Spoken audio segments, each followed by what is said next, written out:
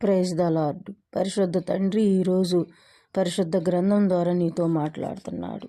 చాలామందికి తెలియని విషయం ఏమిటంటే, కార్యం జరగలేదని చింతించుకుంటా, అయ్యో దేవుడు చేయలేదే అని నిందించుకుంటా దేవుణ్ణి కూర్చుంటారు. అది కాదు చేయవలసింది.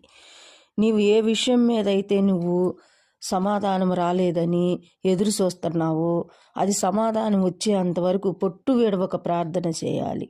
ఏ విషయం అయితే నీకు ఆటంకం ఉందో దాని మీదే కూర్చోవాలి. దేవుని మీద పోట్లాడాలి. నీ హృదయం అంతా దేవునికి ఒప్పజెప్పినప్పుడు, నీలో కలుషితం లేనప్పుడు, నీ అరికాలు మొదలుకొని నడినెత్తి వరకు నీలో మంచి స్వస్థత కలిగి నీవు ఉన్నప్పుడు దేవునితో పోట్లాడు, ప్రేయర్ చేయి.